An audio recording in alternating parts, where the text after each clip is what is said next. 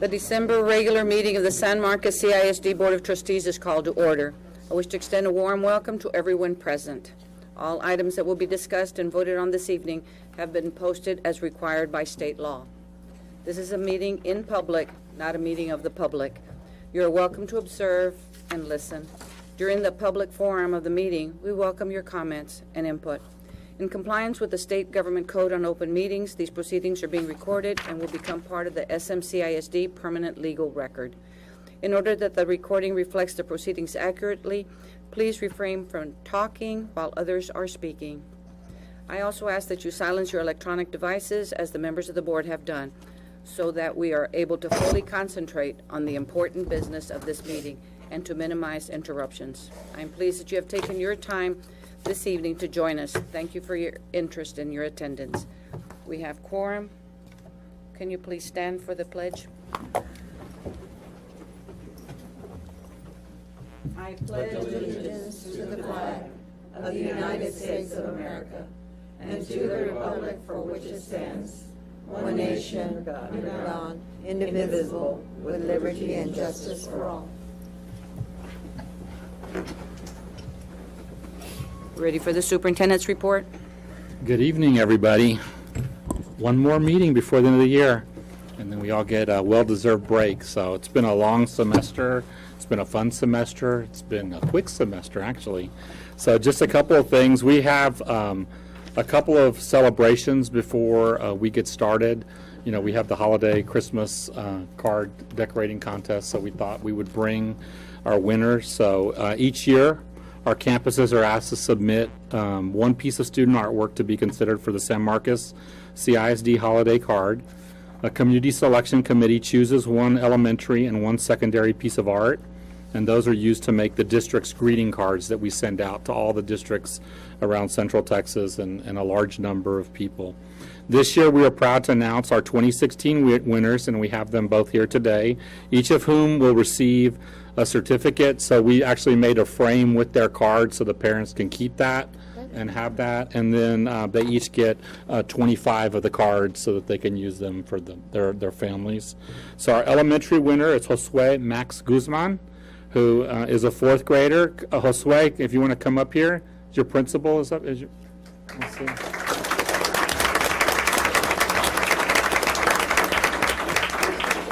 We won't bite you, I promise you. Do you want to? Yeah. So I'm going to read real quick. Jose is a fourth grader at Irene Mendez Elementary. Max enjoys playing soccer and his art classes with his teacher, Ms. Kay Posey. Max says he loves school and wants to attend Texas State University someday. He's here with his mother, Amalia Guzman, and he also has one other guest. Who else? Carmina is here also. So congratulations, and we'll show you the picture here. We'll come right.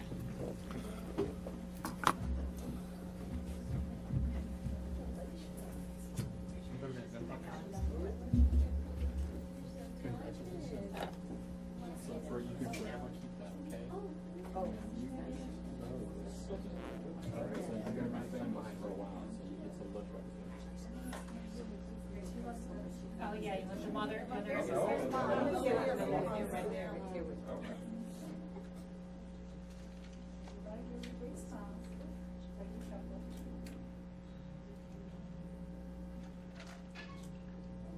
Quite an artist. Very talented.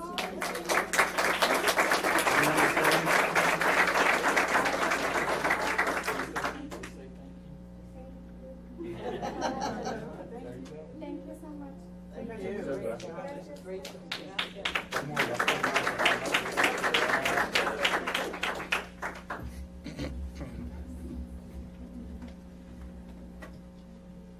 So our secondary winner is Josiah Chagoya. Is here? I thought I saw him here. He's an eighth grader at Miller Middle School. He tells his art teacher, Mr. Daniel Hernandez, that he enjoys art because it's a way to express his thoughts and feelings, and it helps to release stress. Maybe he needs to teach me, I think. He's here. His parents are Richard and Ruby. I don't know if they're here. All right. Well, come on up.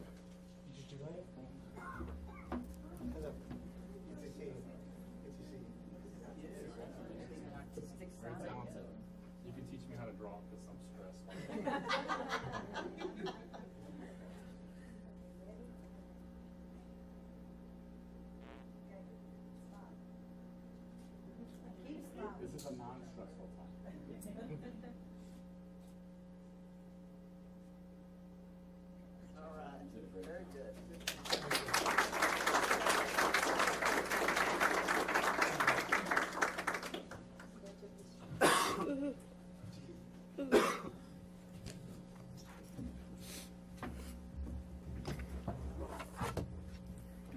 they'll be able to hear me, the audio. That's okay. Before we introduce our business, the people we want to recommend or recognize for business, there's, I think, just one student came. So we started this new tradition where we're having our kids actually make the work. So it's a kind of a combination of kids up at the high school who are producing this. I think this is probably a better awards for our business partners than probably anything else we could do. So Liam, I think Liam's here. He's a big, tall kid. Stand up. Come here, Liam. You want to stay very long. We want them to see you. Look how big he is. Yay. He's awesome. Yeah, so. we'll take those. I know. I just had to show him to y'all. But he's awesome. We appreciate everything you do for us. All right? You can leave now. He's got to go study, he told me. So our first business sponsors, Zaxby's. Is Jonathan Delasay? He's here. Yeah, there he is. So Zaxby's has been really involved in our community. Everything from our mariachi group to over at the football game. If you're over at the activity center, you're at the stadium, you see Zaxby's and the presence they have. And so I got to meet this young man. He's from South Carolina, somewhere in Tennessee, somewhere over there. The last time we were here, and Zaxby's is really wanting to be involved even more so in the community. He's the first to come up to us and say, anything you need, you just let us know. And so we want to thank him, and hopefully they can put this up at their store over there. Thank you. Congratulations.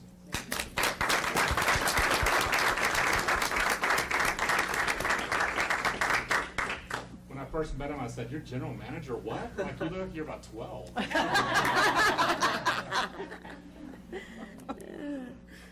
Our next group is First United Methodist Church, so I know Todd is here and Billy's here, and y'all come on up several. There's more. They all came. So, what we'll say about First United Methodist Church as they're coming up is whether it's in calm or crisis, San Marcos CISD has cherished our partnership with First United Methodist. They are first in line when our families are affected by floods or other problems, bringing clothes, food, and school supplies. As soon as school started this year, representatives for the church brought a check for $875.57, specifically for the Rattler Closet to help families who don't have clothing. And that's just the tip of the iceberg. I mean, there's their manpower that they commit. You know, Todd over here this summer got us Texas State football students to move classrooms, and so we're very appreciative of the work that First United Methodist Church does. There's all of them here. Y'all want to introduce yourselves? I'm Chris Rodriguez. Bill Nicholas. Emil here. Jim Potter. Avery Rodriguez. I'm Todd Solly. Thank y'all very much.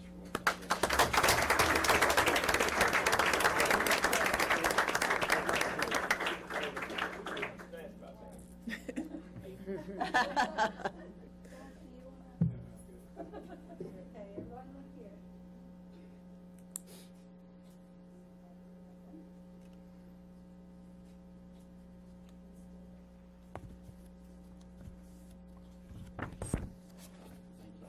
Thank you very much.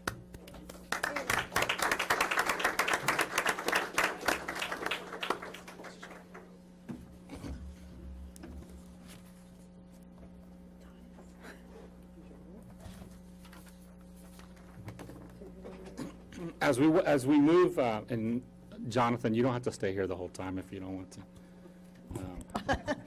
Now would be a good time to exit. He actually drives. He drives a good ways, so he's got to get on the road.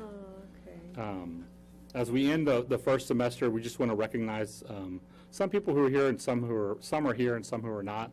But we have some of our employees who will not be coming back in January. They've chosen to retire. So Vicki Stevenson, who's a teacher over at Bonham Pre-K, also Nancy Cowley, I saw her earlier, and Judy Mitchell. I don't know if they're here. Yeah, so we want to just thank them for everything they've done for San Marcos CISD. We wish them well.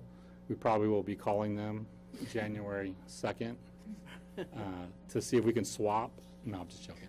But we want to thank them for everything that they've done for us and for this district. And now that ends the Superintendents Report. Everybody have a Merry Christmas and a Happy Holiday and a Happy New Year, and get some rest.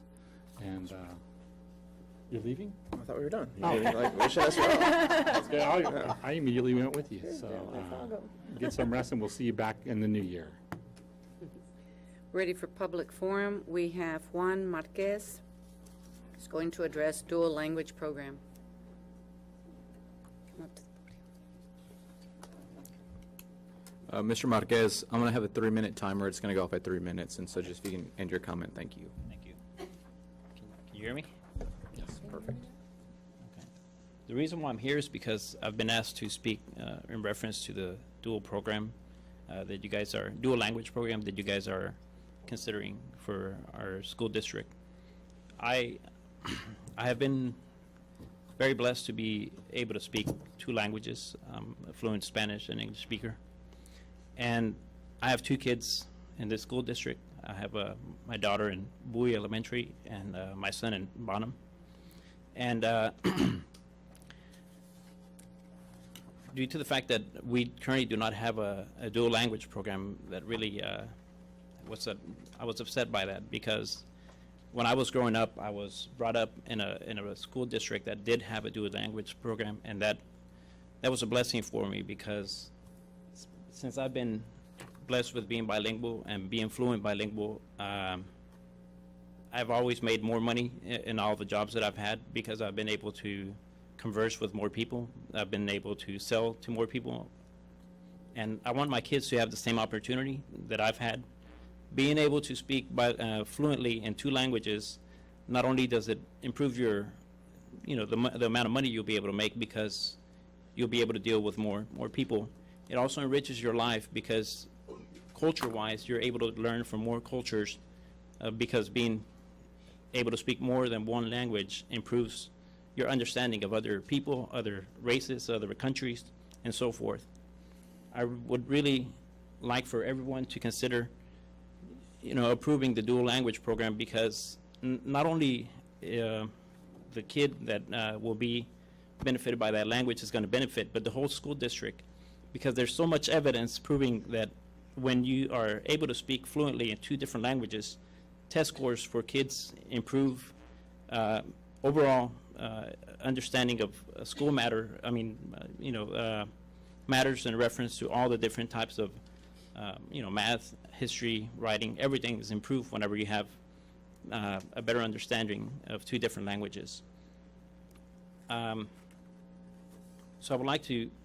I would like for everyone to consider this, because not only, for example, my kids would benefit from being able to speak 2 languages, but also the whole school system as a whole, because if kids scores, if scores improve overall for everyone, more funding will be available for our school district, and everyone as a whole would benefit from being in a dual language program.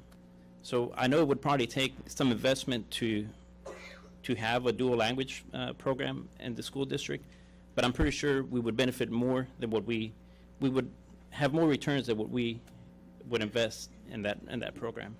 So I would highly urge everyone to look into it. There's a lot of research in reference to this, and if we can, with time, look more into it and focus more on funding these issues, not only for my kids' sake, but for the benefit of the whole community. And that's all I wanted to speak to you about. Thank you. Thank you. Thank you, Mr. Marquez. We can move on to academic update.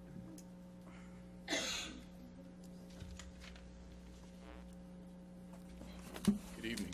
Well, we did have a big day today, because individual score reports for students who took the PSAT test became available to all of our students. We gave you this evening the district report, and I'm excited to tell you that we had just shy of 2,600 students take the PSAT test.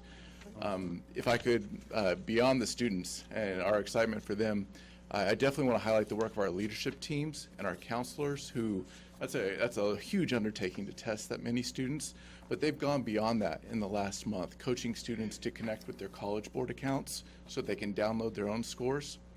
They can now, because things are really well aligned, get a personalized SAT plan for preparation for that. And it just really streamlines students' opportunities moving forward for SAT tests, AP tests, opportunities for college. It's a really exciting opportunity for our district, and we thank you for your continued support. Thank you.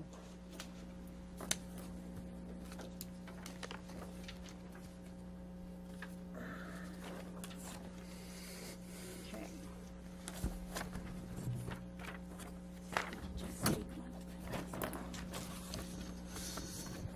So we had an exciting week this last week. We had a couple of reports that came out that I'm going to share with you this evening. The first report that came out was the 2017-2018 Public Education Grant. And this identifies campuses in 2016 with passing rates on the STAR test that are less than or equal to 50% in any two of the preceding years, which are 2014, 2015, and 2016, or the school was identified as an improvement required school in one of those years. We don't have any campuses that were IR, but Goodnight was identified as a PEG school in 2014 and again in 2015 for social studies. So what does that mean? Well, in 1995, the legislator came up with a PEG system. It permits parents of children attending schools that meet certain criteria to request that their children transfer to another school within the district or out of the district. A school can remain on this PEG list even if they have met the standard. And if you recall, Goodnight this year received an academic distinction for student progress. That meant 25% of the population was at that advanced level 3. This identifies all of the students, and we're required by law by February the 1st to send a letter home talking about the transfer. So we'll be sending that the last week of January of 2017. Here is a synopsis of social studies.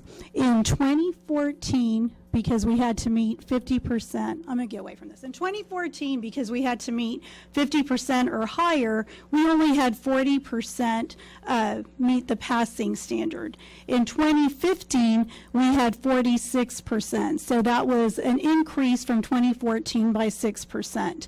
In 2016, which was this past year, 56%, so we're above the 50% margin, met the passing standard. So that's 10% increase from 2015 and a 16% increase from 2014. So what has changed? In 2015, we hired Dr. Cunningham as the instructional coach for social studies.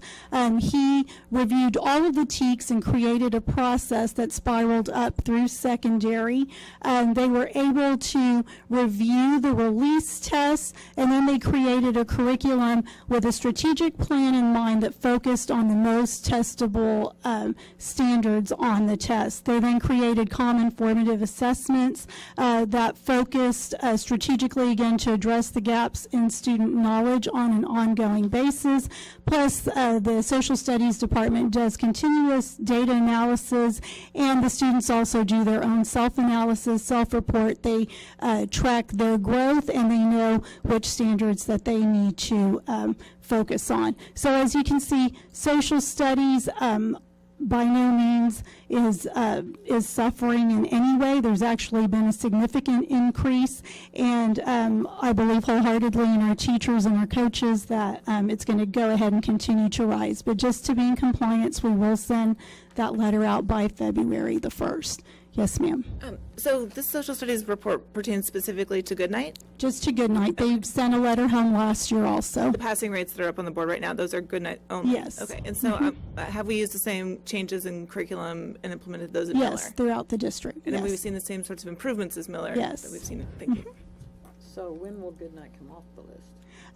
It's usually a 3-year process, so hopefully after this year they will be off the list. Okay. Yes, sir. And is this 8th grade passing rate? Yes, that sir. You're showing me? Have we seen any issues with, for instance, these 2014 8th graders who I guess are now sophomores in high school? Have we seen any troubling social studies performance at the high school out of that group? I would need to go back and look, but I'm thinking we do have a high, actually, social studies is one of our highest passing content areas. So I think just at that particular time, it could have been the way the test was designed, that particular group, and then it had us on that track. But I think overall, we have a great social studies curriculum under the guidance of Dr. Cunningham. Okay, all right, going on. So, Monica, yes, ma'am. just a question, because you're talking about what they did to this particular discipline, and this is just right off the cuff, you know. Are we doing similar things in the other disciplines too? We are, absolutely, and that's where also the Cheeks Resources comes into play. It's that framework. All right, so another exciting thing this past week, as we all know about House Bill 2804 with the 84th legislator, that designates the A through F rating labels for district and campus performance. On December the 30th, we're going to get information so we can do a what if we were to be rated, but the ratings won't actually come out until 2018. But there are some changes that I wanted to make you aware of before Mr. Barton and Ms. Dre and I meet on December 30th to start plugging in the information to give you what our rating would be if it were in effect. First of all, we're going from indices. Remember, we have Index 1, Index 2, Index 3, Index 4. They're changing them to domains. So pretty much the first four are the same. Domain 1 is going to be student performance, and that's going to calculate students taking all versions of the STAR exam. That's STAR Alt 2, STAR A, STAR L, all the EOCs and regular STAR. So they calculate that, which students, have passed the standard there. Domain 2 is student progress. That's going to reflect on the student growth on all tests. And then Domain 3, that's closing the performance gaps. It will continue to focus on the differences, achievement among different student groups on all the tests. Mr. Barton and I attended a webinar, or we viewed a webinar this past week. We attended it in my office. But anyway, they're looking at changing that formula based on the student group, taking the student group and then getting the percentage on free and reduced lunch, trying to eliminate bias. So the state's still working out that criterion. Domain 4 will be post-secondary readiness, which is what we do now. That domain will include measures of students' readiness for life after high school. It includes the district and high school graduation rate, the dropout rate, career and technology, and students receiving certificates. It takes AP classes into consideration, how many students participate in AP and take the AP test, takes the TSI benchmark. But something new this year that this A through F system is going to consider is taking the percentage of students that also enlist in the military. And it'll also take in the graduation plans, like how many students graduated on just the foundations plan and how many students graduated on foundations with endorsement.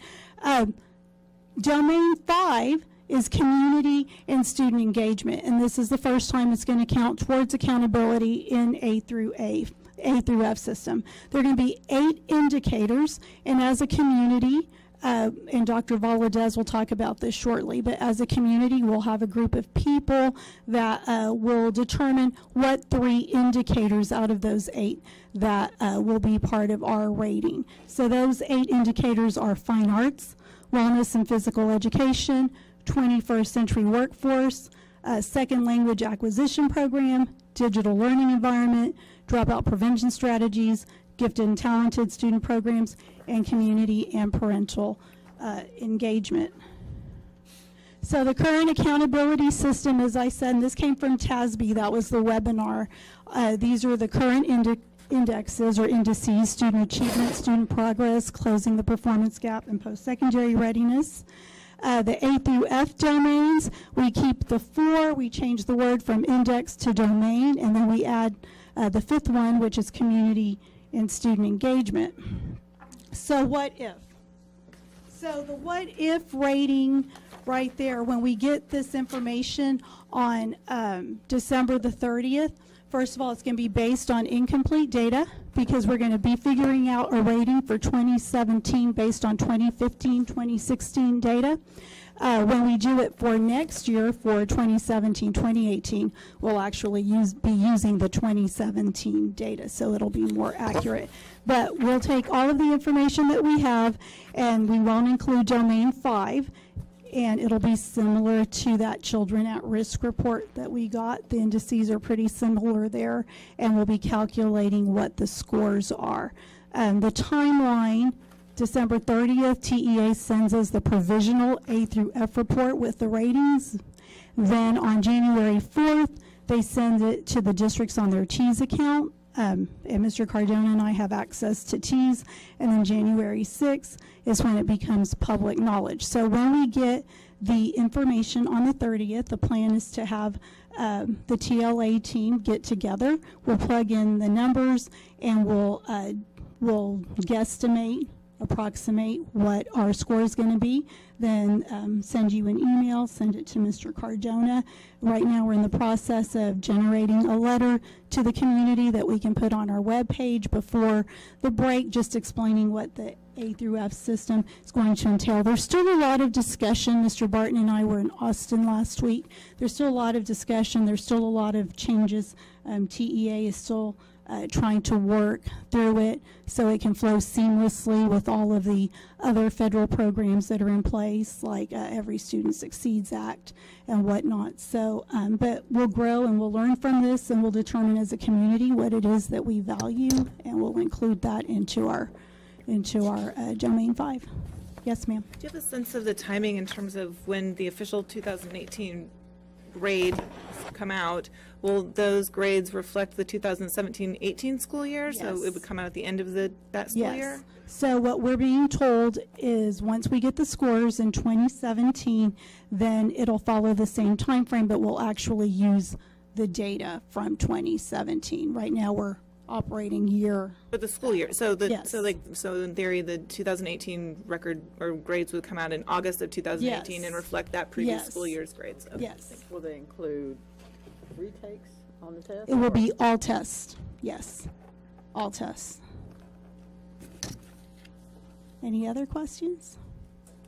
All right. Thank you. And next we're going to have Dr. Valadez, and she's going to speak to you on community engagement.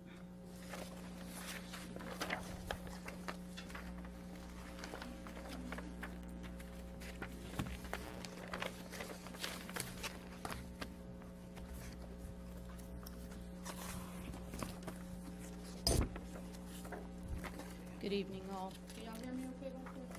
Yes. All right.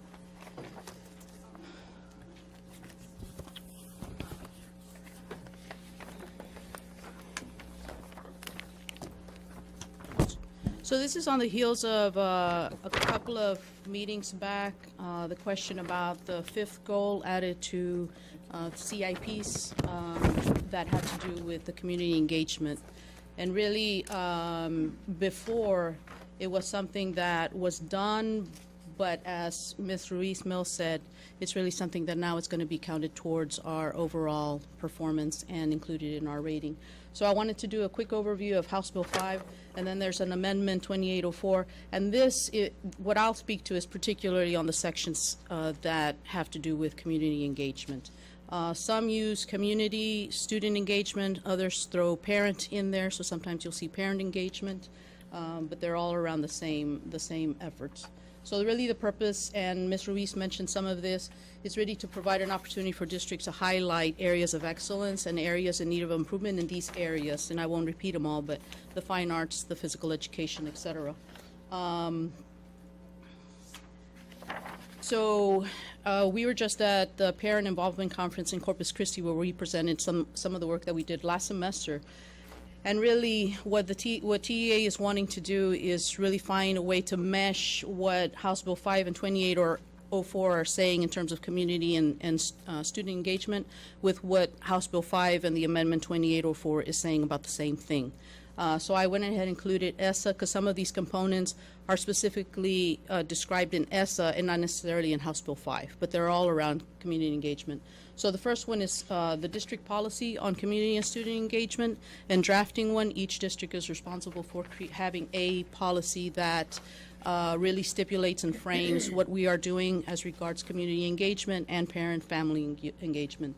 Another one is having committees that are specific for these areas. So having a district-level committee, which is reflected in the term local, but then also having a committee per campus that is focused solely on this piece, the engagement piece.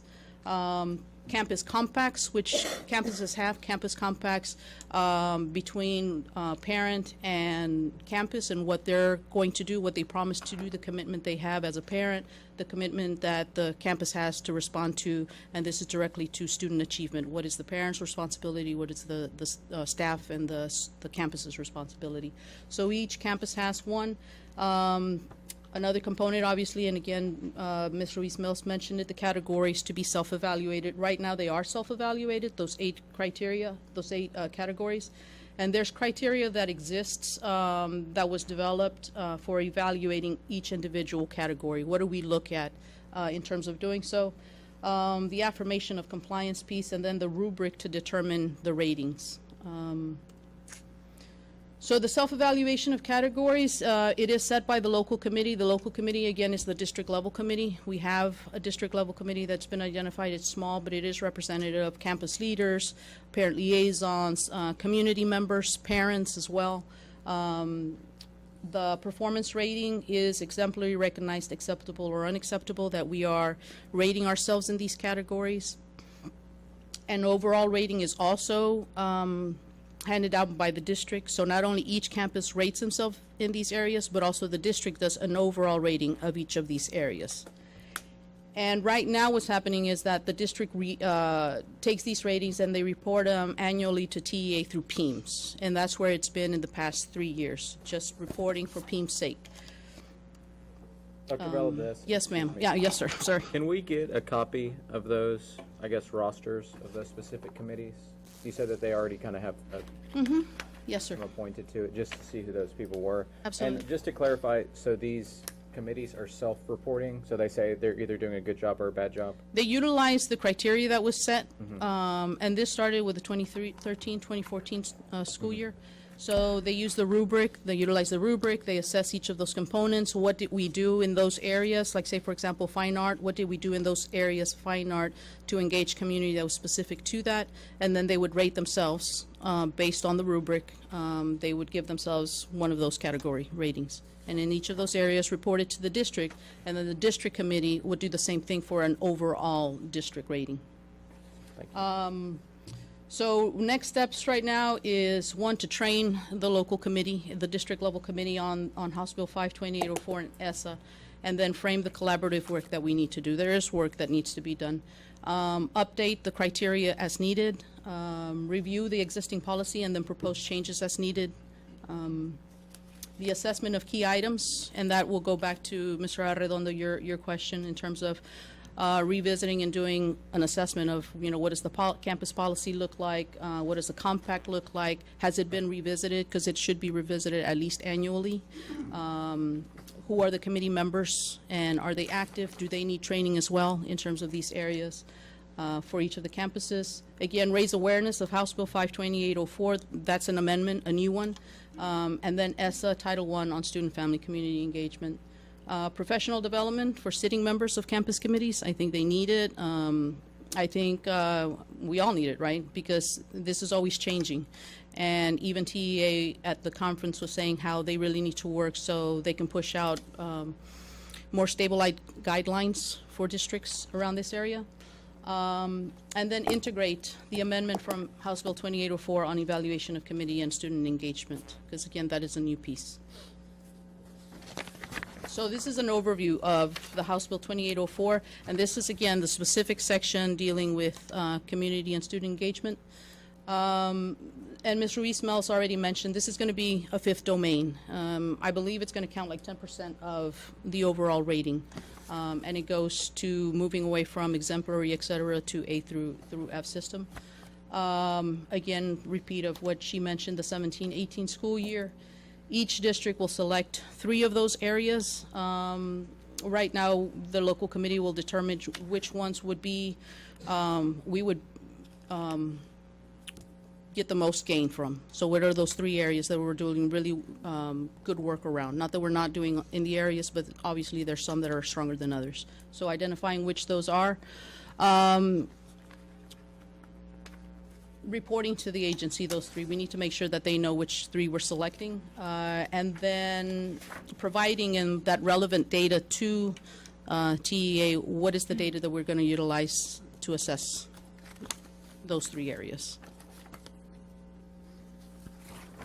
So just some of the key elements of the process to guide the work. Fostering a deeper understanding of engagement. We're moving away from the word involvement and the concept of involvement, more to the concept of engagement, and what does that mean? And a lot of folks are using the word engagement, but are still really describing involvement when it comes to parents, when it comes to students and community.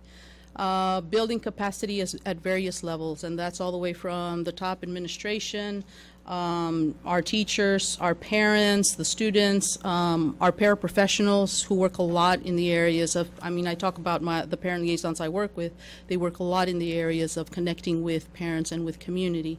So having that deep understanding across all levels, the effective communication, again, of these changes and what we need to hold ourselves accountable for.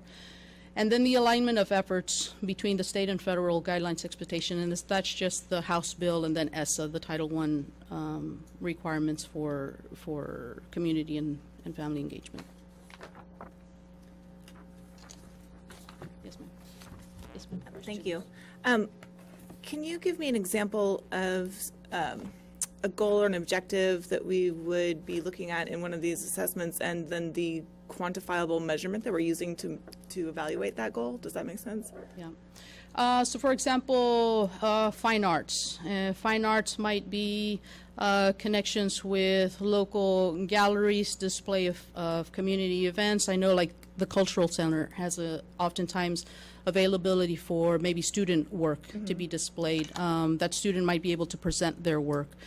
So that sort of engagement where the parents are also involved and in that process, that would be one example. Okay, so in that case, you'd be talking about the number of instances that happened and occurred. Yes. Are we also at some points counting the number of people that attend, that are involved? That is part of it. So like sign-in sheets and those sorts of things. But again, we want to make sure that it's not just around number. That it really talks about, yes, we had a lot of people there, but what did we engage them in? And so part of it is the cultural piece, say, for example, a STEM fair, the cultural piece of STEM and building that capacity for parents to understand we really want to build this understanding of what STEM is on our campuses and how that can affect our community. And so engaging them to where it's not only information that they're accessing about what STEM is, but really accessing opportunities to engage in the work of STEM. So maybe having them explore some of the concepts that the students explore within their classroom, but having them explore it themselves along with their student. That would be the engagement.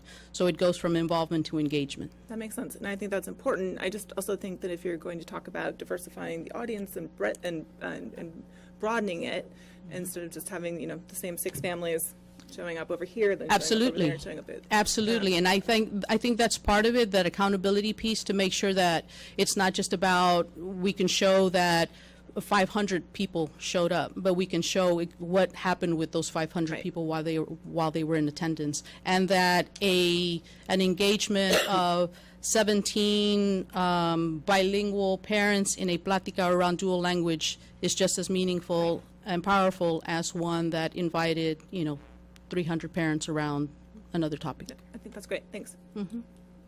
Yes, sir. Ms. Hanson? Yes, ma'am. Mr. Cardona, do our district goals address all of these domains? Or do we need, as a board, to revise or add? We have a strategic plan that has all 5, but we need to come back and have a 5th core commitment that I think aligns around parent and community engagement. We did put it in the strategic plan, but it can, that's our plan based on the core commitments, but we had to submit some stuff. But Okay, so, yeah, we will have to come back for that, thank you. perhaps by January or. Mr. McLaughlin?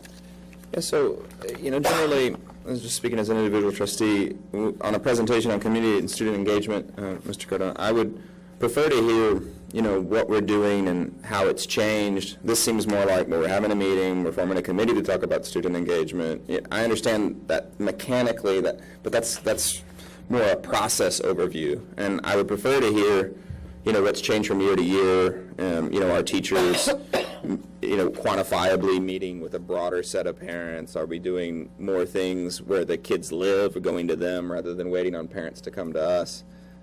Because I think that the goal is to increase engagement, and these are kind of a very aerial view of a process we might get there, but I would prefer to see, I don't want to get in the weeds of planning, but what the results are, and real specific things. You mentioned some examples, but they were more hypothetical, like, well, we could do that, and more real things would be helpful for me to evaluate how we're doing in meeting that goal. And Does that make sense? yeah, that may, if I may respond, yes, that makes complete sense. And I think that things are happening, and so I think part of what you mentioned, the process, part of that process for the local committee, and I'm heading up that local committee, is to provide you guys that data. Okay. So I think it's, Follow-up. yes, so this is just an overview that this is happening. Now it's going to be the local committee's responsibility to really do an assessment, to provide y'all the kind of data that y'all need to assess what's happening on campuses. Is it more involvement or is it more engagement? How often, how big? Are there collaborations between campuses that we could promote? And then that gives us an idea of the level of development that we need to provide back to the campuses. Ms. Costilla?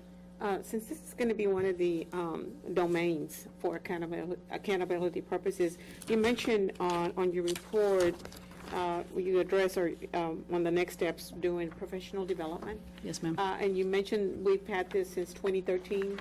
So has there been any professional development in addressing and working or on this particular aspect part of it? Or has there not been any professional development? In terms of community and family engagement? Since this apparently seems to be like it's an important step on the process. Yeah, no, I think it is an important step. The training is an important step because I think there hasn't been specific attention on this. There's a lot of knowledge around we need to address fine arts and what are we doing about it. We need to address second language acquisition. We need to address all of these components. And there's different things that are happening on campuses. But I think the training comes so that we can be more purposeful about if we are identifying what our fall semester will look like in terms of engagement, that we know, are we hitting each of those components? Which are the components that we need to address more? Maybe we've really done a lot of engagement, but it's all hitting the 21st century workforce, and very little is hitting the second language acquisition. So really training the committees to be research minded and have that data and look at that data continuously and report that back to Well, campus it seems leaders. like that ties into Ms. Halsey's questioning too, and even Mr. McLaughlin, because, if you're talking about sitting members of campus committees, and professional development could be any piece of professional development, but if it's going to be tied into there, I think that it's important that we do have that professional development. No, absolutely, and I think it's needed, and I think it's needed because I think it's across the districts. I don't think it's unique to San Marcos CISD. No. This reframing what involvement is and understanding what engagement Right. is. Even at the conference, there was still mix-up between what involvement is and what engagement is, and some of it was from presenters. So I think it's a new concept, and people are still trying to wrap their head around what exactly is engagement. I think it may be new to education, but it's not new generally. Like, engagement Yeah. isn't an academic-specific endeavor, but it seems like, and this isn't to fault you or the program, but we're trying to solve it like we solve other academic endeavors. Like, well, we've got a committee, we're studying that, we're putting together a plan, when really engagement's just doing it. It's just from a grassroots level, first having people on the front lines who wish to engage, and then giving them the freedom and the time to do so. And I've never seen anyone plan their way to that.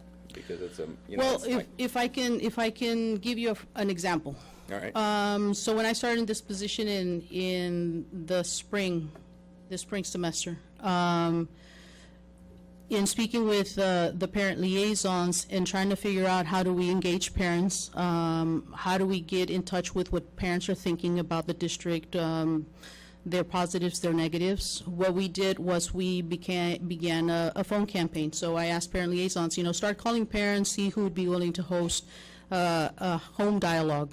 We call them home pláticas. So who would be willing to host one around education?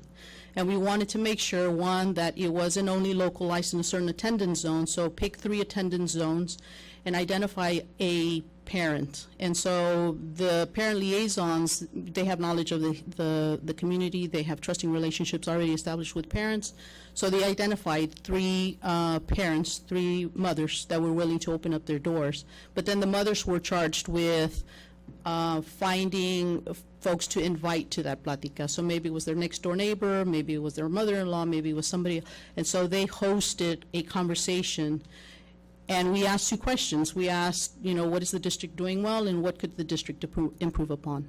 And so the parent liaisons were asked to be scribes. So you're there, one, to help facilitate the circle and support the parent who's hosting the people, and then to take copious notes. So what are they saying? What are their comments? What are their questions? What are their concerns? What are their ahas, insights, etc.?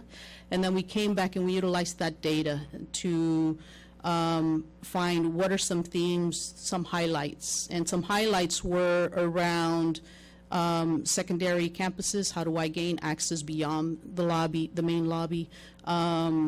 Students accessing higher education that were undocumented.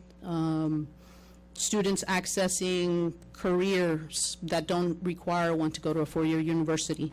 And so we used that information to create an agenda in which the parents came together and had a day-long learning experience. Part of that was taking a field trip to the high school where Mr. Doyle facilitated a learning walk with the parents in CTE program. The culinary arts students prepared a meal for them and then spoke to the parents about their experience in culinary arts. So those sorts of things are happening, but it takes time. It takes time, and then it takes an opportunity to really grasp what it might look like, and then who needs to be trained to be able to facilitate that kind of work. Thanks. That's great. Go ahead, Mr. Thank you, Mrs. Castilla. Dr. Valdez, I guess just to follow up on what Mr. McLaughlin and Mrs. Castilla said, as far as what we're doing to increase engagement, I understand like Mr. McLaughlin said, like the systematic things that need to take place. But are we going to see, I guess, recommendations from both the campus and the district level committee saying, maybe we need teachers to call parents directly, during their conference time to increase engagement when it comes to intervention with their students, or specifics in that type of way, or that we go back to kindergarten teachers visiting students before they start in San Marcos CISD. Like tangible things, and again, not this just committee kind of expectation. I understand it's a process. It's just I'm wondering if we're going to see specific things that either this board can get behind or resources allocated to make it easier for teachers to Absolutely. be engaged. And okay. Absolutely. I think that's part of the process, and I know that it's just a framing, right? And it's a framing of the process. And there's work to be done to make it more tangible and present back to the board. And we are going to go and get to those spaces. Okay. But part of it is identifying protocols and procedures that we can follow. A protocol would be, an established protocol for a district would be we do home visits, and we do them regularly, and maybe we do them for pre-K students to make sure that the parents understand the importance of their attendance, those sorts of things. But that could be embedded into the expectation that we establish for the district. And then I just had one follow-up question to that. As far as staffing for individual campuses, I think the parent liaisons report directly to you as, like, I guess, the oversight of the district parent liaison program. As far as staffing goes, though, I know our parent liaisons are part-time. Is that a shared responsibility between the campus counselor and the parent liaison? Do we engage with the community when the parent liaison is there half-time, and then it's somebody else who picks that up when they're at a different campus? How does that work? That's been a difficulty, and I know that's conversations that the parent liaisons have specified as an area in which they would like to see some improvement. That happens at the elementary campuses where they're split between two campuses. I know in one conversation I had with one, they said we used to know more in depth the community when we were at one campus, because we could do continuous follow-up. It wasn't, I have to move away from this campus and I need to go engage for 2 days with the other campus before I can come back to this one. And so, yeah, that has been difficult for the elementary campuses because they're split between the two. Recently, I believe Travis hired their parent liaison full-time, so we have a full-time now at one of the elementary campuses. And is that, I guess, for Travis's instance, is that like that free position that they have, or did they find that within their budget? I'm assuming. Was to that fund grant funded, Mrs. Kinnicky? Title I? Okay. So as of right now, it's, I guess, up to the campus to find the money to make that happen if they so choose. Okay. So other principals could find money as well so that their parent liaisons can be full-time. Yeah, administrators do that too, right? So we met with Texas State Social Work Department, right? I was just going to mention that. We're getting ready to come to an MOU with the Texas State, and there might be a stipend involved, but, you know, currently Texas State has 19 social workers that have to have 500 hours, so we asked them, well, can we have them? And Right. they said, well, no one's ever asked us, so we said, well, I'm asking. So I think that is something that we could embed into it. That would help. They have constant, they have one of the largest social work programs Oh, yeah. in the state, so. Yes, that's that better than would help. hiring 19, you know, people. You could have 19 interns who have to meet criteria to do that. Right. Yeah. That's To assist. very encouraging. But I think, in addition to that, that the most effective long-term engagement and the most effective parent liaison is still going to be a classroom teacher who's not overwhelmed with too many administrative responsibilities, too many students, and whatever. I mean, I think they would be in the best position over the long term to engage repeatedly and get to, you know, build that rapport over time. We have to be conscious of that as we assign them more and more. But our teachers already have conversations with parents, right? I mean, regarding their academic progress. Absolutely. So there's constant engagement, as far as I see. Well, it might be involvement, I think. That's more involvement engagement than might- engagement? Okay. Correct.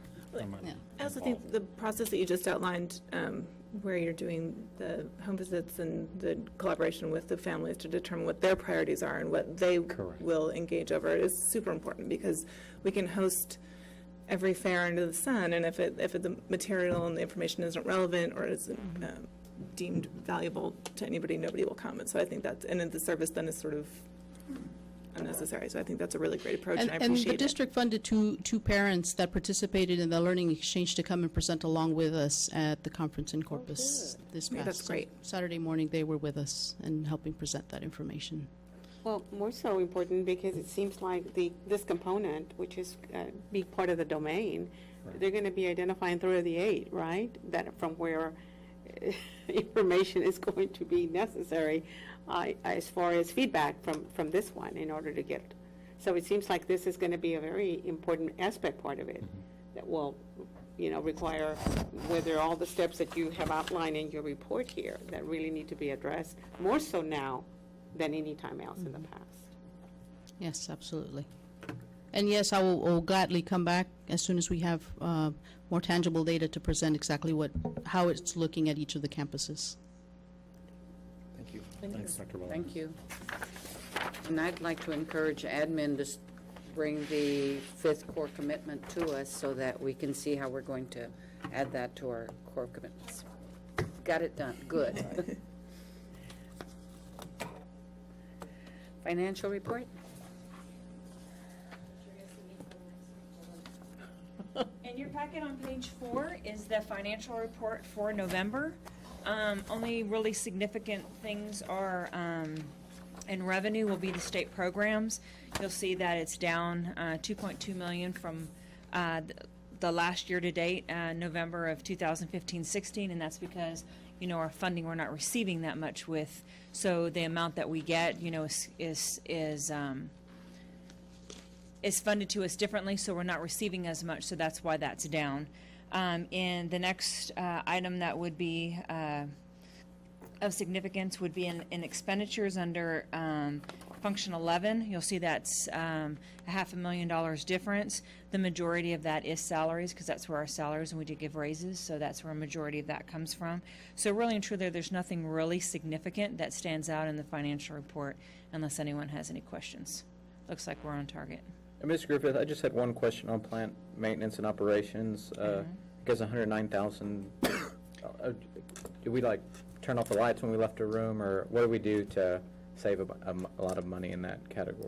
Well, we are trying to enforce, and I don't know if you've gotten complaints from several of the campuses, as far as we are trying to adhere more to the policy as far as keeping the temperatures regulated, trying to monitor and keep a close eye on those things, because that is one area that can get, it's very, very costly, and that's one area that we're trying to get more efficient in and understand more.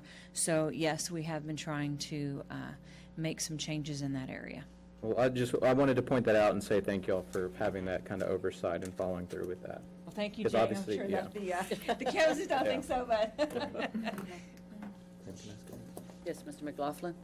Ms. Griffith, I noticed that drop in revenues, and I understand your explanation, but I thought that the local was going to increase to offset the drop in the state. Is the local just more seasonal or variable? Why is there such a large gap, and will that even out over the long term? Yes, it will, and you'll see that there, we did collect more in tax revenue, but normally your largest is normally in December and January, because most people, they don't take, in October, those are more in November, more your escrow people that come in and pay their escrow, and then you'll see a big influx in December, because you can pay in December without a penalty, and then of course the first month in January you'll see a lot. So you'll see a huge number that will get in, and normally in December and in January, and then it kind of tapers back off again. So as to your projections of revenue during the budget cycle, you feel this is on track? Yes. Okay, thank you.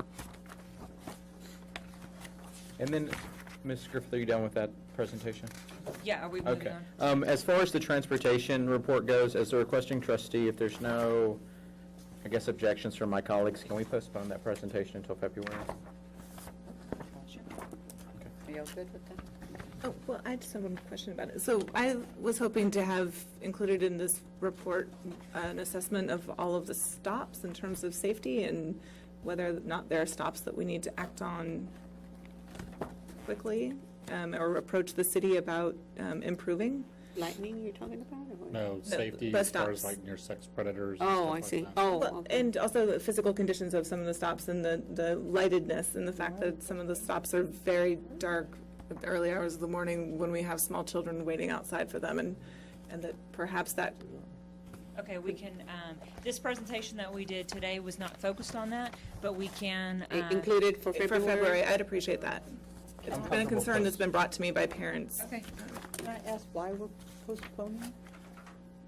Well, just, one, it didn't include the information that Ms. Halsey suggested, and with the agenda that we have, I mean, it's a very lengthy document, and it was more of an information item at my request, I did not need staff to present it to me, because, I mean, I kind of understand what it's being presented as.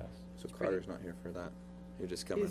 Yeah, he is here. In regards to your safety concerns, could you give us some ideas of the areas that you're concerned about? Okay, That would greatly assist us in being able to analyze what we're facing. I will try to do that. Well, and I just have a question about this report.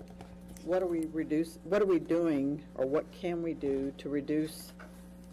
Well, do you want to see the presentation? I mean, Well, in I the mean- presentation, he kind of goes over that and explains some of the routes, why they're that way, and some of what's going on with transportation. Right, because I So I have don't- some if you want concerns to about postpone those that, that or are, if you Is want- it your question about the times? right, right. Basically, in a nutshell, to reduce the times that we're facing right now, we would have to add additional drivers and additional buses. I mean, in a nutshell, that's what it is.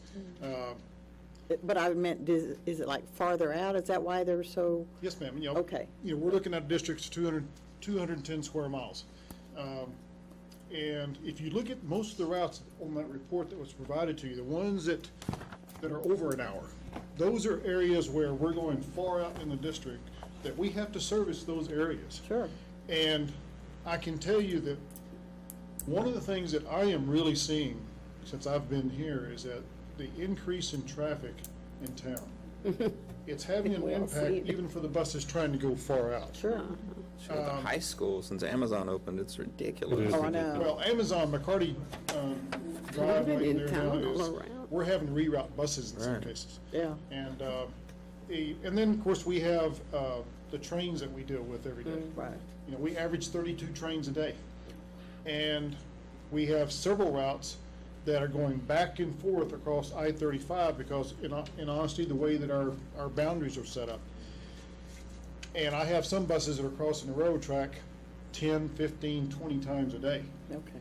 And of course, now with the no harm or the quiet zones, we have to be very, very deliberate when we approach those railroad tracks, especially all our buses are equipped with AC.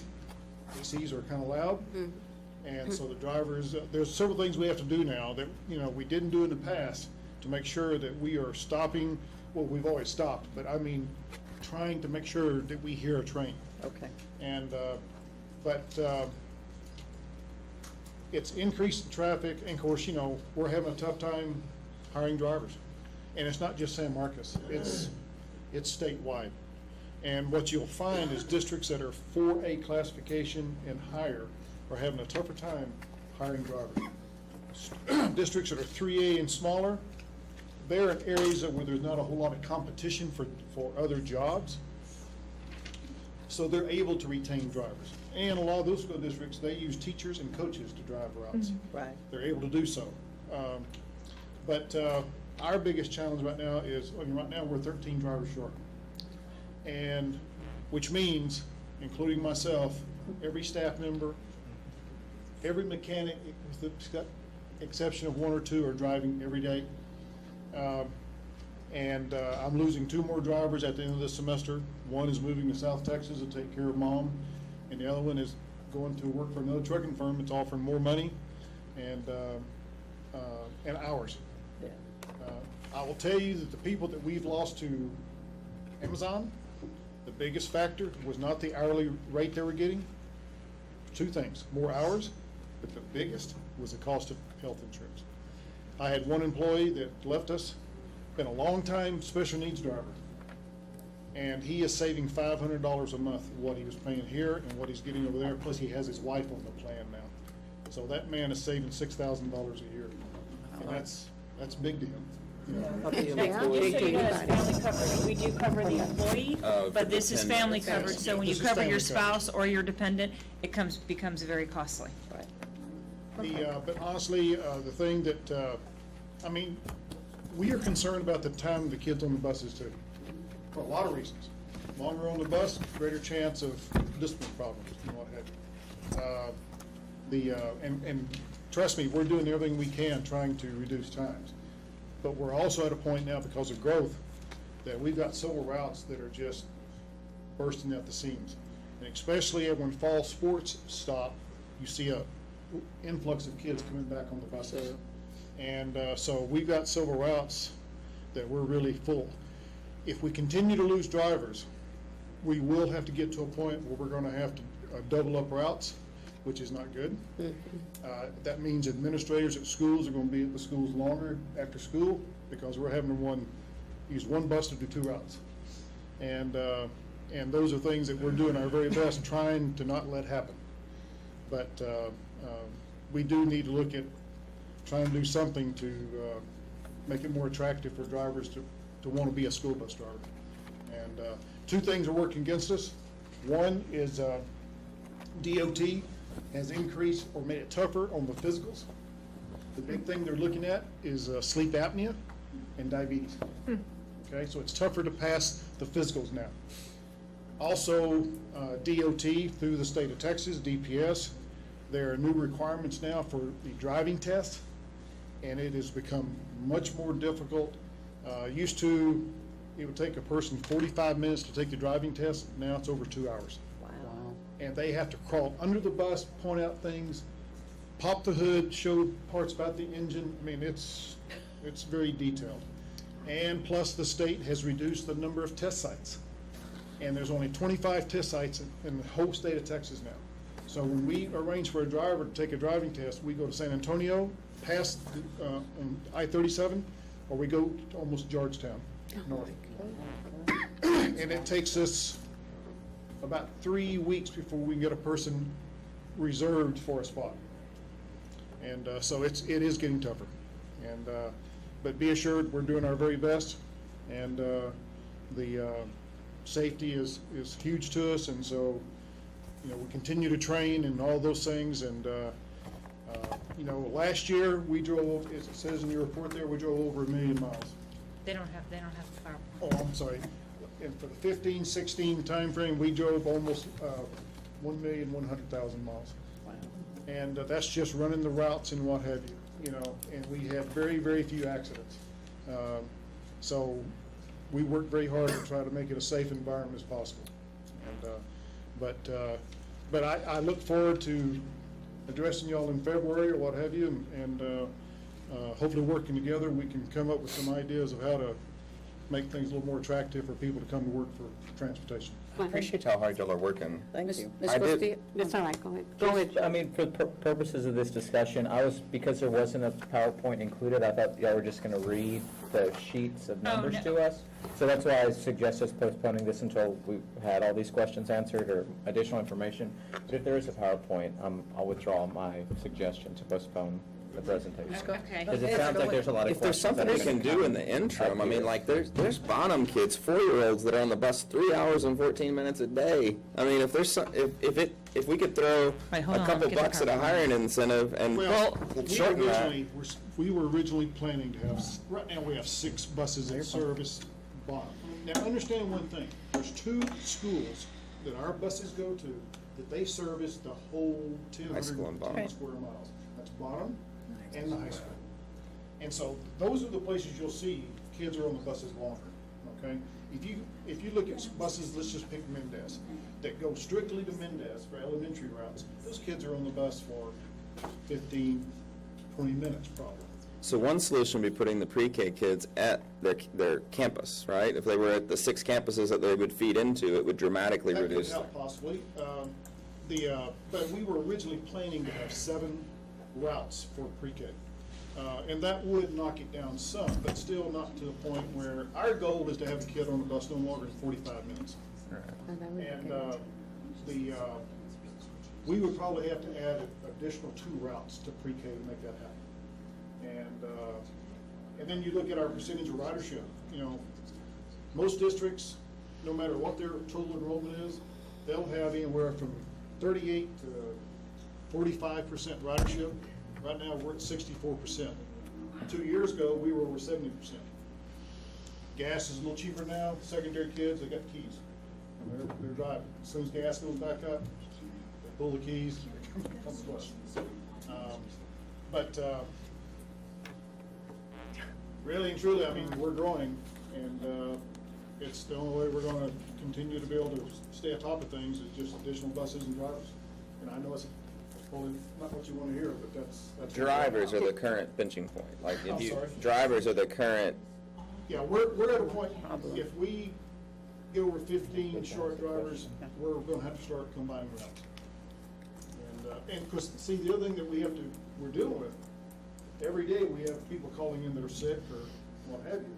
So that automatically puts us in a deeper delta. And so that's, the challenge we have every day. Ms. Castillo, Clem, I don't mind the presentation, but what I was going to suggest also that, given what you're saying, I really would like to have a recommendation from the superintendent bring us, and regarding this issue as far as buses and how it's going to impact our budget, since we're going to be going into a budget process anyway soon. I'm not saying we should not do something about it right now. That's not what I'm saying. I'm just saying that if the board wants to go ahead and see the presentation or wait until February, I'd like to have a recommendation from the superintendent regarding these issues about working with you and say, hey, this is what we're going to be recommending to the board that we need to do. This is already December, and We're having a To budget answer workshop. what you're saying there, one of the things that I'm seeing is that because of the tougher DOT physical requirements, we're now having to, for us to be able to keep drivers, we're going to start recruiting a younger driver Right. that can pass the physicals. And to do that, we're gonna have to ante up the hourly rate. And And that's what I like to see. I like to see the superintendent bring something to us in that respect. Because I see the issues that you're bringing up as far as, we all know money is the incentive. We know that. But I also hear some things that you're saying that money is not just the major incentive here, that there's other factors involved here. Yeah, we've got, Willie's been working, I think we're working on plans for recruitment, plans for bringing something to y'all. Can we have agree January- to bring something to the board to where we can have a full presentation on this? To have that part as our Yeah. January workshop. Yeah, Can if we we have could make all it that? part of the January workshop, I think, what's it, January Okay, well, 21st? that workshop's gonna be very long. Why don't we schedule another workshop? Separate for Yeah. transportation? Okay. Because that one's gonna be long to I begin don't with think anyway. anybody on the board wants to see a 4-year-old on a bus an hour and 26 minutes. That's. Okay, so this is some general information that, about transportation, so that y'all just get a kind of a bigger picture of what they're facing. And so, like I said, big thing is that there are 13 drivers short, and 2 drivers have given notice, and we're also 2 monitors short. So this will affect the pre-K routes. So as you see on this, most of the long ride times are due to the rural route deliveries. Those are in the outlying areas. But if you look at pre-K, 5 of the 6 pre-K routes exceed the 60-minute ride time. And so some of the factors of that are these students need to be greeted at the stop by the parent. Okay, the scanning time, they got to scan their badge. Most of the students in the afternoon fall asleep on the bus, so it takes the monitor a little time to get the child off, scan, and get them outside. So it's not like your typical stop where you open the door, the kids are run ready, out. they get off, and the bus drives, and they're, if I may, Okay. if you have a stop where, like the pre-K bus I drive, I have probably 4 or 5 stops where I have multiple kids get off. 4, 5, 6 kids. They're all asleep. I mean, when I say sleep, they're deep sleep. It's nap time.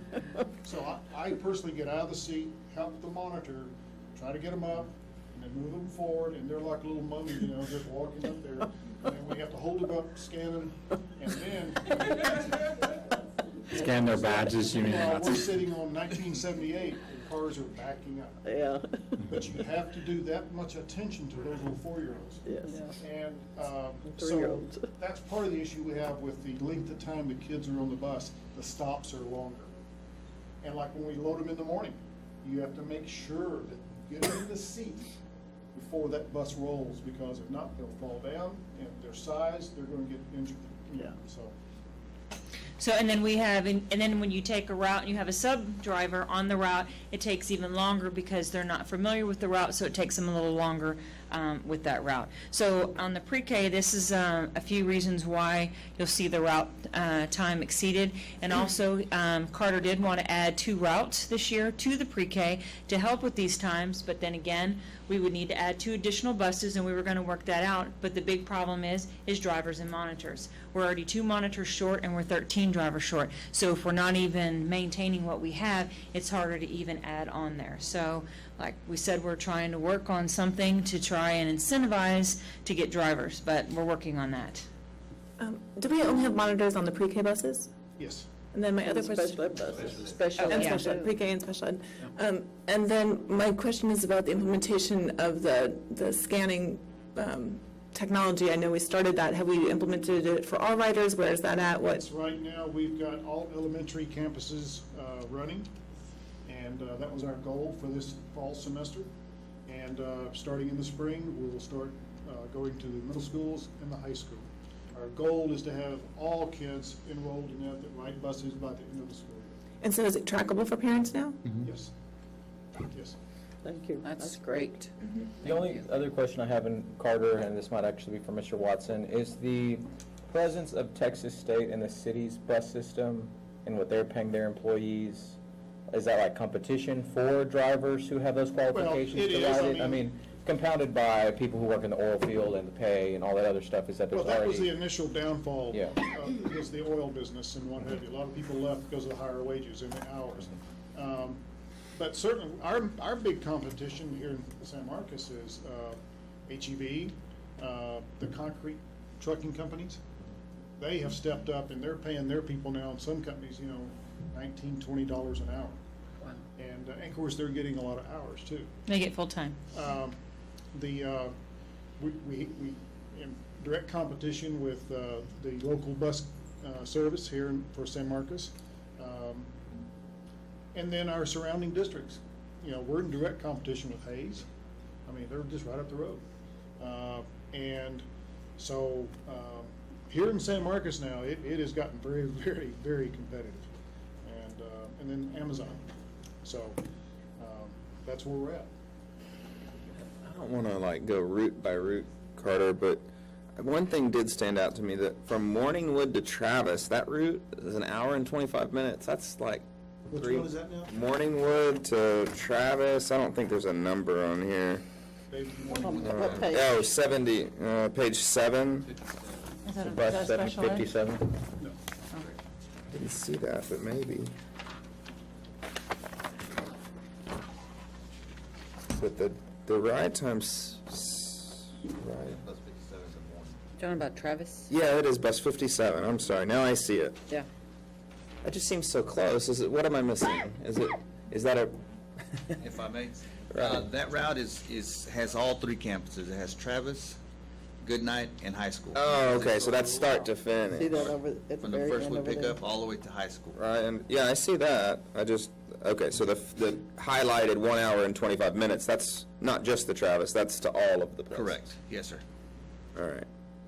And by the way, all the work that was done here was done by these two folks right here, David Montana. He does all the regular routes, and Miss Pazana here does all the special needs. And Leora have had a. It's very Thank you. informative. Thank you. Thank you. Thank you for your work. Thank you for being here. Thank you, yes. Okay, so just to follow up what he said, these are other factors that hinder the route time, and he's gone over these.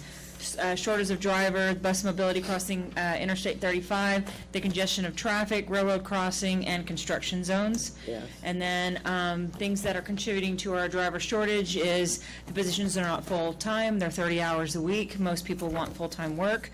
The competitiveness with other industries, the cost of insurance for family coverage, physical, hourly wage, and stress of the position. Because it's like teaching with your back to the to your class, going through an obstacle course. So 90 students yeah, to your back. yeah. So if anyone has any other questions, we can address some of your other at our next one in February. Thank you. Thank you very much. Thank you. Order the investment report. Okay, as you see in your packet is the first quarter investment report. As you can see, our interest that we received for the general fund was at $49,000. In comparison, if you look at our financial report, to last year at this time was only $10,000. So interest rates have increased, which is a good thing for the school district. So we have actually already exceeded our annual goal. So we're doing well in investments. I hope it continues on that trend. Any other questions in regards to the quarterly investment report? Okay. The next one on the list is the biodegradable food trays. Just wanted to give you an update on this. Okay. Back in May, it was asked by the board. Here's some examples. And then if you'll pass one of these out to everyone, just want to give you some information. There's two different handouts here. Okay. The first one that you'll see is basically what is the difference between compositable versus biodegradable versus recyclable. So on these trays which you're looking at, this is a biodegradable food tray. One of the things that was asked was compostable, but right now we're not finding any that we're able to get our hands on.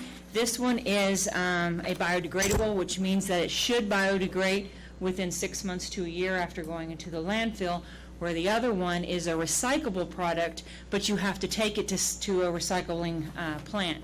At this point, I believe we don't have anywhere to take the recyclable ones, so what we were looking at was buying these incinerators that we could take the food trays and you put them in the incinerator and it melts them down to these little balls or bricks, and then you take the bricks and you send those off to a recyclable company.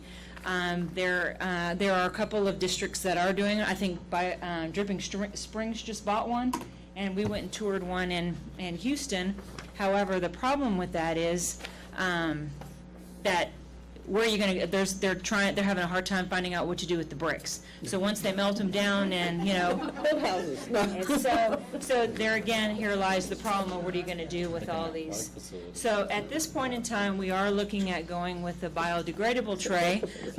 The district has done a lot of initiative trying to teach kids the difference between composting, recycling, and trash. And so the district right now, during our lunch periods, we have taught the kids in K through 8. We've already started the cycle where they take all of their food and put the leftover food in a compost, and they take the recyclables and put them in one bin, and then take the trays and they put them in another. This has reduced our trash from 40 to 7 in a lunch period, so that has done a great impact. So we are going to go to this, we're going to try the biodegradable. The only problem is that it's hard to come by. They're on back order. We were told by Region 20. Oh, I didn't see you. So we are having a hard time getting them, and they are a bit more costly, about $15,000 more a year. But it is worth the cost to keep our earth together. So we are going to do our best to go with the biodegradable tray. You can see it's just like the other one, unless we can find a recycling center for the other ones. Okay. I also wanted just to let you know that in the area of green, our custodial department has tried to take it a step further, and you'll see that there is a pathosand solution process, and we are in the process of starting to test market this, I believe at the high school at the SAC. At the SAC Center. And what this is a solution, a cleaning solution, which is made through water with electricity and salt, and so it makes a degreaser and a disinfectant.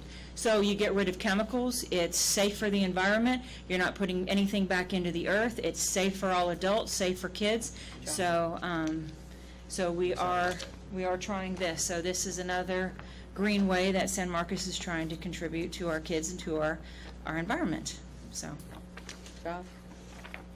Thank you very much for this. I appreciate the work and the research and all of your effort to make these changes. Can you tell me if the biodegradable trays are on back order, when you anticipate that you would have them implemented in the campuses? Well, I've talked to Gulf Coast Paper Company, and I told them if we got the vote tonight that I would definitely, they just haven't stocked them up because they don't sell that many. And we will go through a total of 1.4 million trays over the school year. So I told them if we get the thumbs up tonight that I'll let them know in the morning, and then they will get them. Hopefully we'll be able to start January 4th or whenever the kids come back. So I'll find that out tomorrow when I let them know that we got the thumbs up. Are we do we have to vote on that? I mean, I wanted it to be revenue neutral. I don't want to spend $15,000, but others might. But I don't know if that's something that's an administrative decision that we don't have to do. But she had mentioned that that this was a board thing or something. I don't think that's accurate. I think, well, no, it was brought forth. Yeah, it was brought forth for us to look into it. And so. But we didn't vote at any point No, for the expenditure, right? And another thing, Robert and I went over to Sci-Fair to look at the incinerator part of it. It does put out this fumes, which, and then Then you have to hire somebody and. yeah, and it is, and I worried about, some kid climbing, you have to fence them in, and then I thought they were like $10,000, and we get over there and they go, no, they're $17,000. So one machine, doing this is cheaper than doing one machine, and the thing that Karen said about getting rid of the end product. I mean, they don't know, they haven't just started stacking them up over there, so that's the problem with that. And So where would the 15,000 come from? Budget. Yeah, it would come out of the food His service. budget, service yeah, they budget. have their budget. Good old Mike's fund, everything comes out of Mike's fund. To clarify, so it'd be $15,000 increase for the Annually. year, annually, Annually, correct? yes. And isn't currently the food, nutrition, and budget in surplus? Do we have a surplus in the the child? Yeah. Yes. We have lots. But that all comes back into the general fund. No, that Doesn't money go there has and to be die. spent only for children and child Yeah. nutrition fund. We cannot take money from the child nutrition fund paper and put it goods is back. considered, yeah, paper goods is an allowable expense under child But nutrition. he purchased things with his surplus funds. They don't just sit there and They accumulate. don't go back to general fund. They don't come back. Tell me what It's a happened separate- last year. You gave money back, right? Because you had a surplus, then you buy some things. Well, we were required to, we're only supposed to have 3 months of operating expenses in the food service surplus fund. So we were required to spend lots of money, so. So it's not magic money. But that I mean, money you're had to be spending the money. spent on things that Yes. pertain to child It has to nutrition have- services. It yeah. cannot go into, for instance, the And- third grade classroom. Yeah, we bought, but we bought tables for the cafeteria. We Right. buy all the compostable bags for Robert. Right, but we cannot Robert- buy another third grade teacher with your budget. No. Right. Well, right, but we save money on tables that we can use for a Sure, third grade but teacher. we're not in a. It's okay to in a spend the crisis. 15,000, but it comes from somewhere. It's not just Yeah, magic. absolutely. And one thing I mentioned to Karen is, and I guess Congress adjourned today without passing a new child nutrition law. And there is that, I mentioned before, I think, the block grant, if it went into effect and they voted for it, with Texas being a pilot site, it would severely affect child nutrition funding, which is a very scary thing down the line. So they adjourned without it, so we're still running on the Healthy Kids Act of 2010. I call it the Michelle Obama Act. But we will continue to run on that until Congress now has to start all over again. They can't take up what they've started. They got to start all over again on that, so. Ms. Viapanto? On this PathoSense solutions, I understand what happens, the end product and all, but who does the electrolytic We would get a machine, and, Oh, okay, and so it would produce it for us, and then it would go into a bottle of cleaning solution, and our custodians will use it to clean. And what is the cost? Is that, I'm sorry.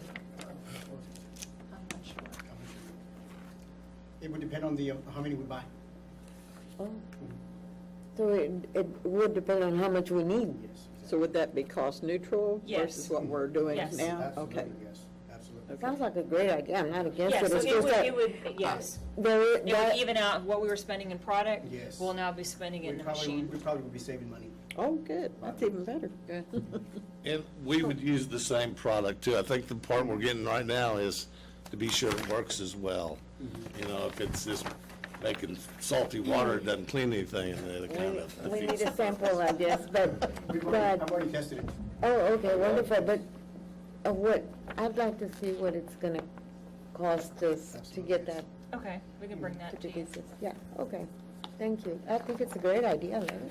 I want one too. What do you see the cost? Any other questions? No, thank you. Okay, thank you. Early resignation incentive for professional, paraprofessional, and auxiliary employees. Mr. Watson? Good evening, board members, Mr. Superintendent. This evening, this is the first reading for a incentive we're asking you to consider, maybe at the January board meeting. This is a voluntary incentive that we were looking for all of our employee groups to be able to participate in. This district, and to records that I've received, has passed a couple of these and very similar types of incentives, one in 2010-11, also in 12 and 13.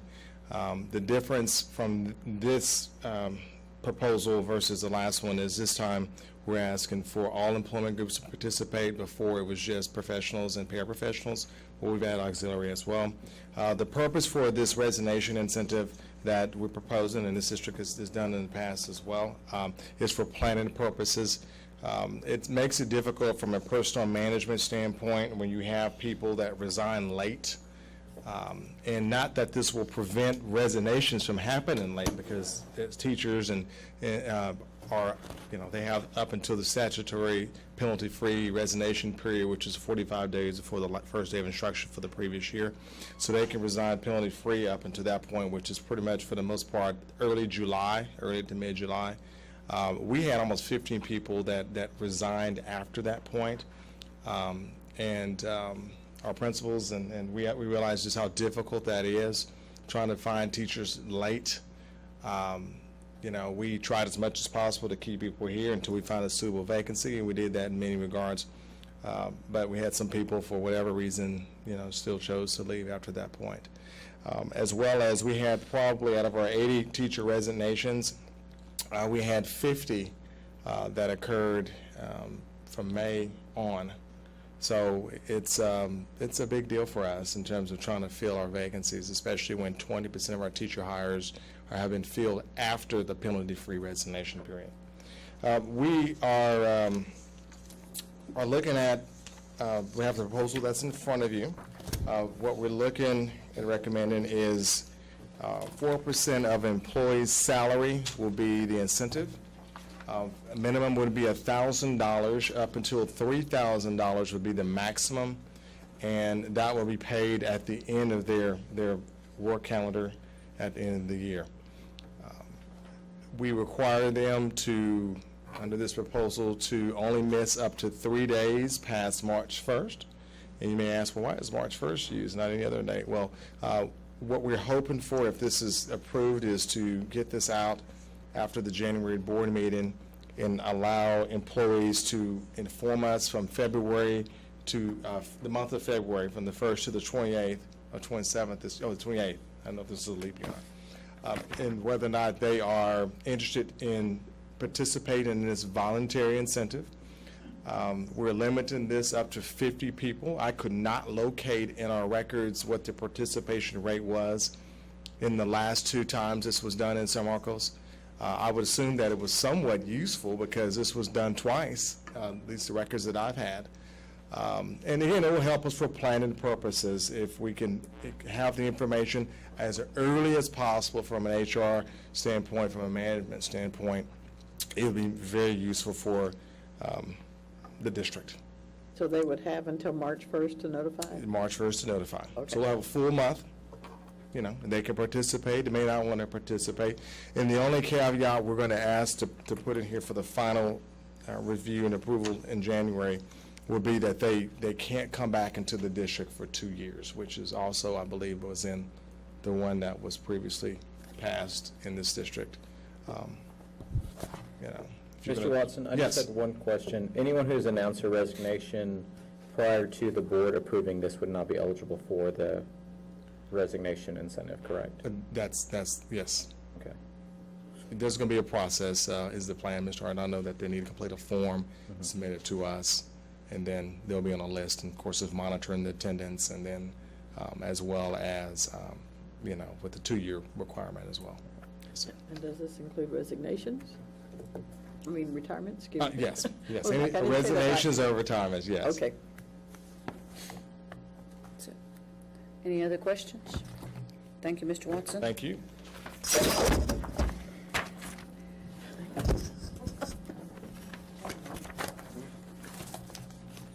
Next item is continuing education hours for board members. All board members have been compliant and met their hours. Everybody has a copy of what was given to us by Georgianne. And I'd like to recognize that Kathy Hansen does not cost the district anything when it comes to training because she pays for herself. Everyone else, y'all have your number of hours. Do y'all need me to read them out loud? No? That's fine. Okay, thank you. We can move on. Approval of consent items, approval of minutes for regular scheduled board meeting on November 14th. Personnel action, I don't think we have any. Yes? I move that we approve the consent agenda items A and B. Second. Any discussion? All in favor? 7-0. John McLaughlin was the second. Items for action. Consider approval of budget amendments. Move that we approve the budget amendments as presented and recommended by the administration. I second. Second with Ms. Holmes. You have a I have question? one question. Okay. On the budget amendment that had the $7,000? Yes. I noticed it was, you're moving from one category to another. for that. 36 to 51 for security. Okay. It was my understanding that the expenditures for the staff that was used for the playoff games was going to be covered by the revenues from that particular. Okay, those are hosting games. You have playoffs, and then you have hosting. Oh, when we're in a playoff, is that what Yes, you're that's talking about? when we're in a playoff, and so a lot of times that they don't know how many times, so that's where you have budget. They have money in it, that's why they have to amend it, but the hosting where somebody uses our facility, it's not our people, that is covered by the general, yes. Okay. By the revenue. Thank you for the clarification.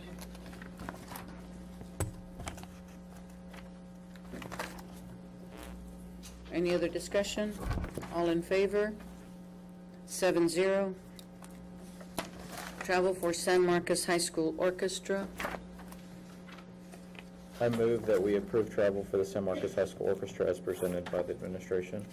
I'll second the motion. Seconded by Mrs. Villalpando. Any discussion? All in favor? Oh, I'm sorry. How are, maybe I didn't read it correctly, how are students being assisted in raising money for this, for students that may have problems with, Is Mr. Hanson here? I saw him He earlier. was here earlier, but I believe he left.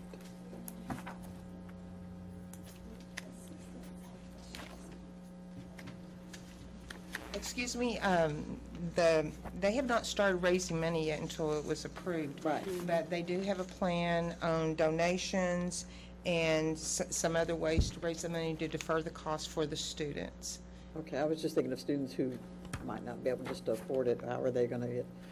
We are looking at donations as well as it going into the total fund in order to make sure that every student that is eligible can go. Okay. Okay. Thank you.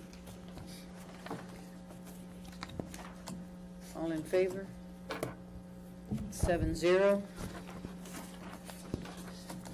We're ready to go into closed session as authorized by Section 551.072 and 551.074 of the Texas Government Code. Discussion of resolution authorizing resale of property and discussion regarding renewal of legal services. May we take a 5-minute break before? Yes, let's do. Thank you. I just leave there anyway. 5-minute break.